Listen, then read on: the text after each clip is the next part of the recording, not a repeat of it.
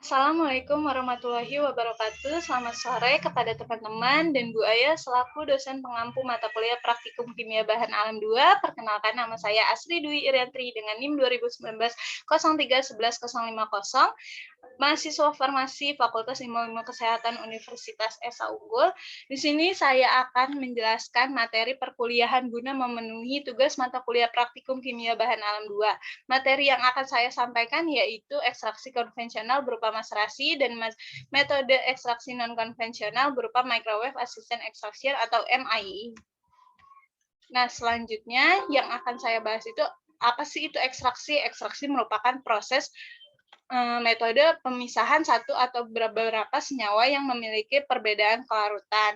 Prinsip dari metode ekstraksi ini sendiri yaitu melarutkan atau memisahkan senyawa dengan pelarut yang sesuai, yaitu senyawa polar dengan pelarut polar dan sebaliknya senyawa nonpolar dengan pelarut nonpolar. Metode ekstraksi sendiri dibagi menjadi dua, yaitu ekstraksi konvensional, contohnya maserasi, perkolasi, reflux, dan lain-lain.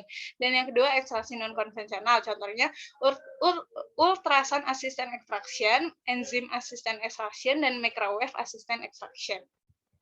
Nah, materi yang akan saya bahas kali ini yaitu metode ekstraksi konvensional berupa maserasi.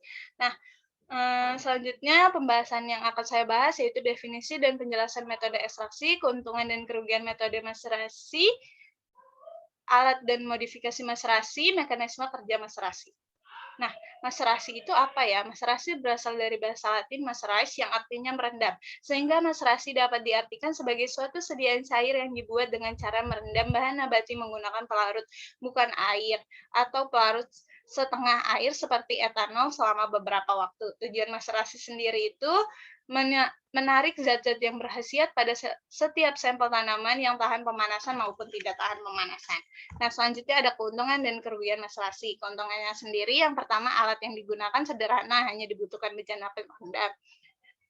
Yang kedua, biaya operasionalnya relatif rendah. Dan yang ketiga, dapat digunakan untuk mengekstrak senyawa yang bersifat termolabil karena maserasi dilakukan tanpa pemanasan. Yang terakhir, proses ekstraksinya relatif hemat penyari.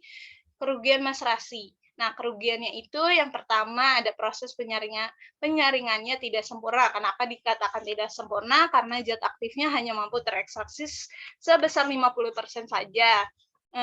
Membutuhkan pelarut dalam jumlah yang banyak, prosesnya lama, butuh waktu beberapa hari, dan yang terakhir beberapa senyawa hilang selama ekstraksi dan sulit diekstraksi dalam suhu kamar. Selanjutnya di sini ada gambar bagian alat maserasi. Dapat dilihat pada bagian A merupakan bejana untuk maserasi yang biasanya berisi bahan-bahan yang sedang dimaserasi. Nah, yang bagian B itu tutup yang digunakan untuk menutup tempat-tempat yang berisi bahan-bahan yang sedang dimaserasi. Yang C itu pengaduk yang digerakkan secara mekanik, yang D itu bejana tempat hasil maserasi, dan yang E itu penyerkai. Nah, penyerkai itu kegunaannya apa ya? Penyerkai itu kegunaan untuk memisahkan antara ampas dengan hasil maserasi. Nah, selanjutnya ada modifikasi maserasi. Maserasi dapat dilakukan modifikasi seperti modifikasi digesti. Nah, maserasi ini hanya dapat dilakukan untuk simplisia yang zat aktifnya tahan terhadap pemanasan. Yang kedua, modifikasi remaserasi. Yang ketiga, maserasi dengan mesin pengaduk.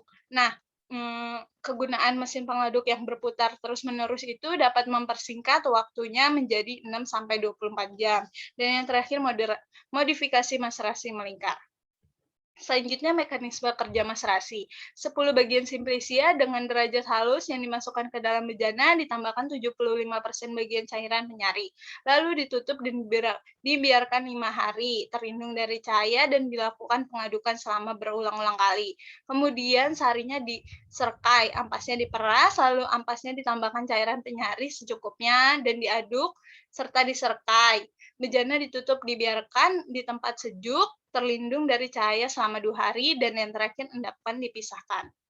Nah, yang kedua, materi yang akan saya bahas kali ini yaitu metode ekstraksi non-konvensional berupa maserasi ekstraksi microwave assisted extraction atau MIE. Nah, Di sini saya akan membahas definisi dan penjelasan Microwave Assistant Extraction atau MIE, keunggulan dan kerugian Microwave Assistant Extraction, mekanisme kerja Microwave Assistant Extraction, poin penting untuk ekstraksi Microwave Extraction, dan yang terakhir studi kasus dan contoh di jurnalnya. Nah, definisi Microwave Assistant Extraction.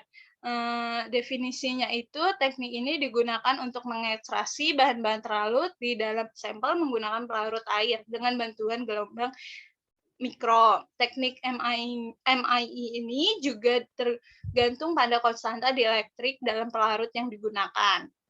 Selanjutnya microwave. Nah, dari tadi kan kita bahas microwave tuh. Microwave itu apa ya? Microwave itu merupakan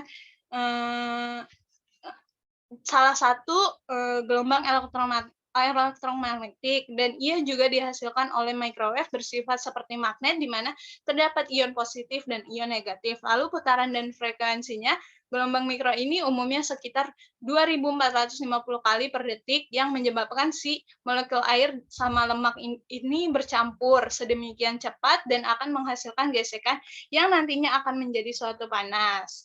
Oke, kita lanjut. Nah, di sini kan ada 2 gambar nih, maksudnya dari gambar-gambar ini apa ya? Jadi kita lihat di gambar pertama itu ada model teknologi MIE, lalu gambar yang kedua itu merupakan gambar peningkatan suhu selama proses MIE. Ini akan mengakibatkan kenaikan evaporasi cairan dalam sel dan terjadi peningkatan tekanan. Nah, hal ini tuh memberikan efek perubahan porositas di dinding sel. Peningkatan porositas matriks sel biomaterial yang yang dikombinasikan dengan kenaikan suhu serta tekanan mendorong terjadinya transfer massa seperti gambar kedua. Oke, kita lanjut ke keunggulan metode Microwave Assistant Extraction atau MIE. Jadi pada keunggulan ini yaitu dapat meminimalkan penggunaan pelarut organik yaitu di bawah 20 mili serta rendemen yang diperolehnya yaitu tinggi. Lalu efisien waktu. Kenapa? Karena ya lebih cepat dibandingkan metode lain. Yang ketiga, metode ekstraksi ini ramah lingkungan. Selanjutnya, transentrifikasi dapat dilakukan secara efektif dan efisien dengan bantuan gelombang mikro. Dan yang terakhir, memungkinkan pemrosesan beberapa sampel secara bersamaan. Nah, kerugian metode Microwave Assistant Extraction masih diperlukan proses lanjutan berupa sentrifugasi atau filtrasi untuk memisahkan residu padat yang dihasilkan. Efisiensi MIE akan menjadi sangat rendah jika senyawa target dan media pelarutnya bukan berupa senyawa polar dan senyawa volatil. Nah, selanjutnya mekanisme kerja Microwave Assistant. Yang sebelah kiri ini rangkaian alatnya. Selanjutnya mekanisme kerjanya itu radiasi gelombang mikro memanaskan dan menguapkan air, lalu air menguap dan menghasilkan tekanan yang besar pada dinding sel sehingga sel mengembang atau yang biasa disebut swelling. Lalu tekanan akan mendorong dinding sel dari dalam, terjadi perenggangan dan akhirnya sel tersebut pecah. Dan yang terakhir senyawa target atau konstituen aktif keluar dari sel yang pecah tersebut atau terekstraksi.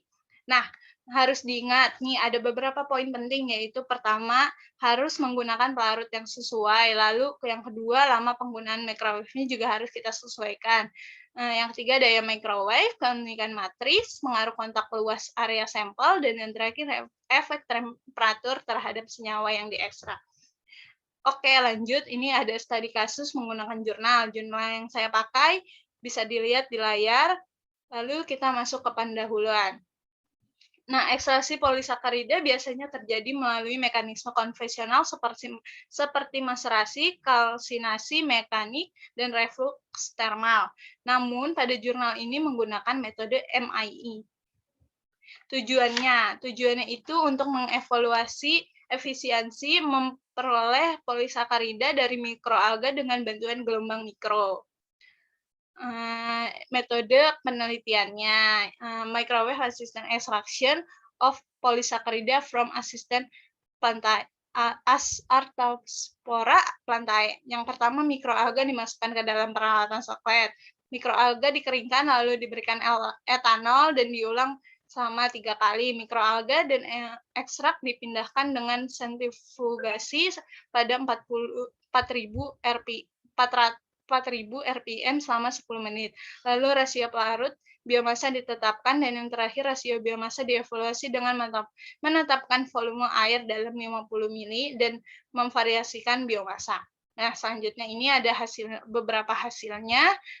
Suhu maksimum yang dicapai adalah 90 derajat Celcius. Suhu ditingkatkan dengan waktu pemaparan di microwave.